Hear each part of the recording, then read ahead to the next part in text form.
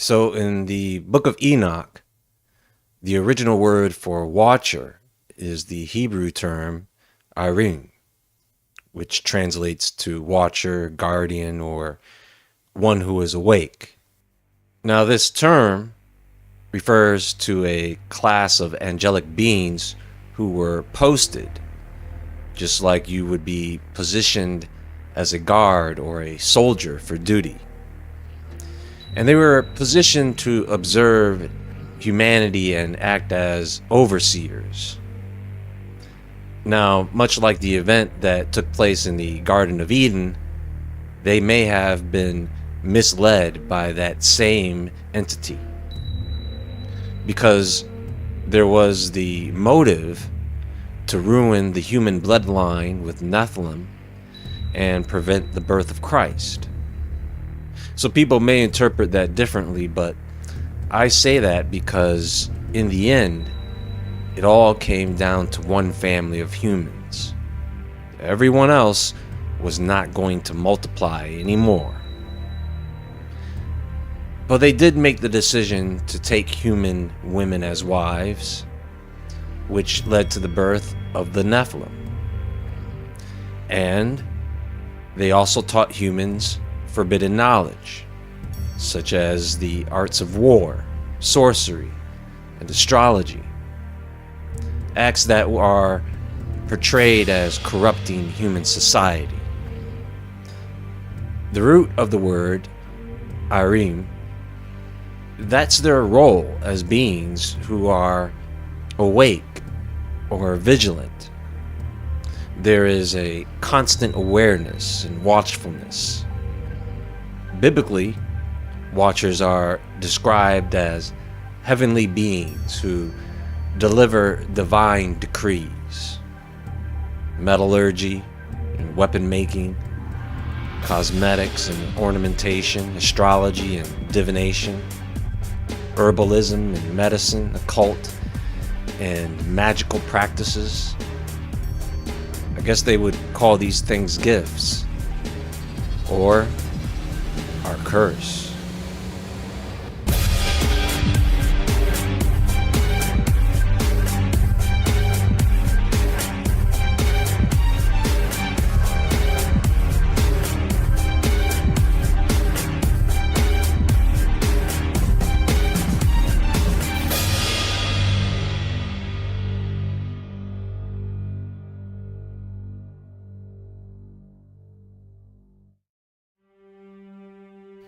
So what you will find is that a lot of this stuff has to do with magic, right? The components for wars, beauty, lust, fighting over that lust, healing, and death. Well, mostly death. They were not just teaching how to prepare herbs for healing. They taught how to smite the child in the womb. They taught women witchcraft. Now, the gifting part might be in reference to certain technological advancements. I don't think they ever stopped influencing humans to make scientific and technological breakthroughs, even with the sacrifice of ethics. Whenever they talk about UFOs crashing, do you think those are accidents? Or is that their way of giving us or gifting us technology? Don't you all find it strange that electrical circuitry is often constructed with magically symbolic components? Why are the symbols that are placed on and inside electronics the same symbols we find used in magic? If you were to take your cell phone back to the 17th century European witch craze, they would convict you of witchcraft. Definitely. There are symbols all over that thing. And you couldn't convince them otherwise because they know what the symbols are. They're witch symbols. You know, the number one reason any person does witchcraft is because they are looking for information. They want to know something. And you can look at different cultures around the world. Nobody really disagrees that some ancient technologies came from non-human entities. When it comes to their respective stories of creation. And all this stuff is leading us to a predicted sci-fi dystopian future with dirty, dusty robots walking around.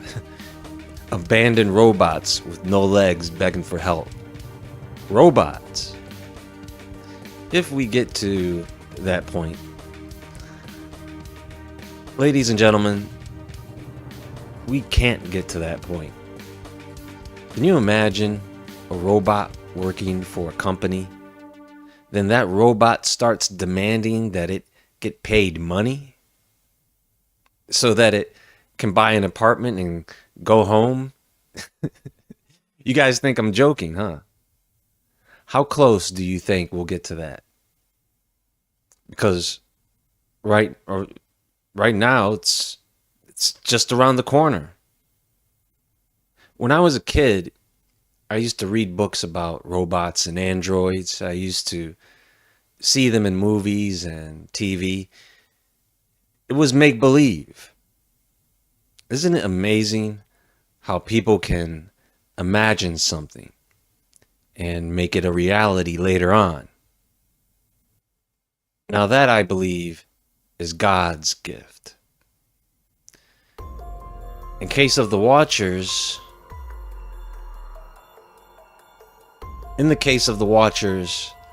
it doesn't really matter if everything they taught man would be wiped out in a cataclysm, because they could bring it all back. Can you imagine a world with humans and giants? Not just giants, but giants and monsters. I can imagine that this would be a focus of every living being on the planet. How could you live a normal life in that world? It would be like living in one of those fantasy movies, but worse. It's worse because you actually have to live in it. But I guess at the same time, many people would have been born into that environment, so it would probably seem to be perfectly normal to have giants and dragons running around. And when it comes to certain people on this planet, that certainly is what we do have. What about AI? How did they crack the code? How did they come upon AI? Granted, we've had these programs around for a long time, but we've gotten to a point where we talk about AI as if we have arrived. Some people think spirits or fallen angels may be behind this technology, or they have special access to this technology that we don't have or couldn't dream of having. Take a look at this. AI is summoning demons. Elon Musk, one of the most talked about names in the tech world, is warning us that we should be careful with artificial intelligence, as it might summon the demon. Leg's company, DeepMind, works to develop AI and was purchased by Google in 2011. Following the acquisition, Google set up an ethics board to address some of the issues surrounding the technology, i.e., demons, existential crisis, etc. But a private ethics board for one company may not be enough to keep artificial intelligence in check, says Musk. I'm increasingly inclined to think that there should be some regulatory oversight, maybe at the national and international level, just to make sure that we don't do something very foolish. While government regulation is always a contentious topic, it can't be denied that some of the brightest minds are already expressing genuine trepidation for the future. Musk has also taken his ruminations to Twitter on multiple occasions, stating, Hope we're not just the biological bootloader for digital superintelligence. Unfortunately, that is increasingly probable. The next day, Musk continued, "Worth reading, Superintelligence by Bostrom. We need to be super careful with AI, potentially more dangerous than nukes." And while this might be Musk hyperbole, something to which he is prone, these threats are worth our attention. For as Legg explained in 2011, by the time the general public begins to worry about the issues, it may already be too late.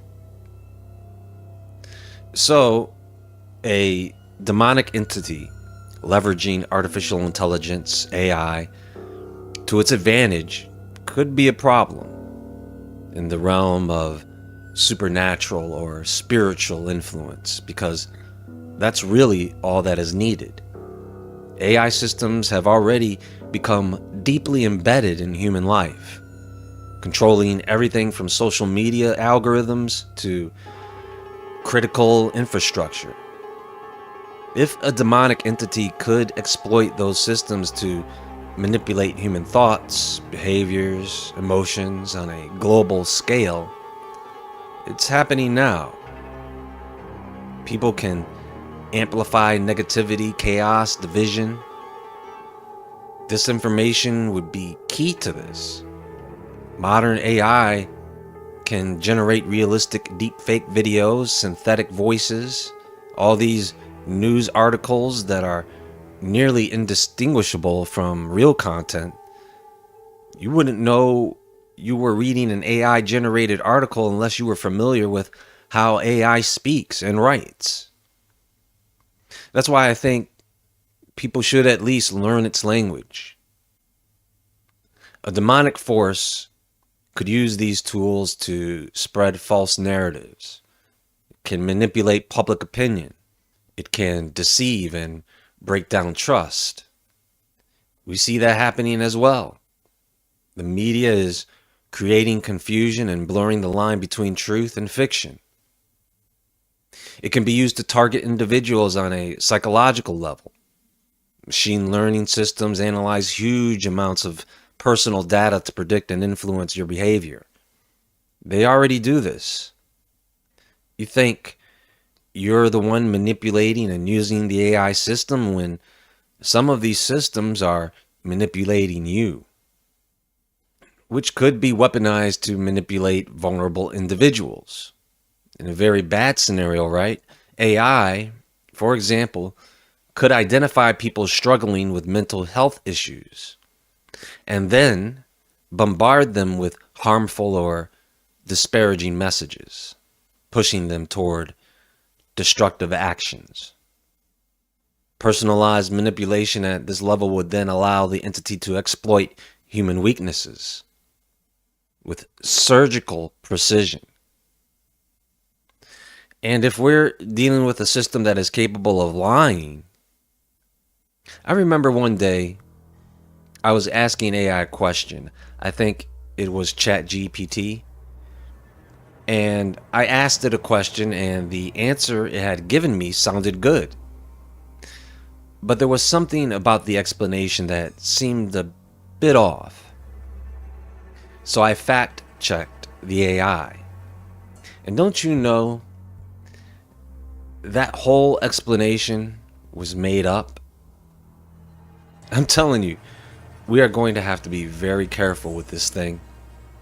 I know it's not the best AI system of many systems out there, but these AI systems right now, they're just the beginning. They are all babies right now. They're still children. And they are already blurring the lines between what's real and what's not. You think that Matrix movie was science fiction? You hear people say this every day. Is that real? Think about it. You get on the phone right now, you don't know what to believe. Many industries rely on AI for critical operations, healthcare, transportation, energy.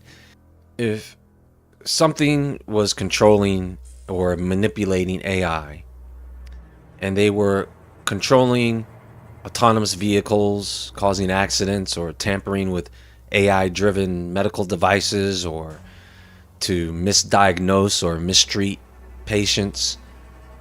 This means that a single point of disruption could have effects that spread far beyond the original point of attack. Ultimately, AI allows the entity to operate undetected within the layers of code and data that drive these systems. Hopefully, whether it is a man or a machine, hopefully people can tell when and feel when they're being scammed or manipulated. It seems that the fallen angels taught men a lot of things that would allow them to interact with them. Isn't that the point? Interaction? That interaction becomes a need, and then it becomes worship.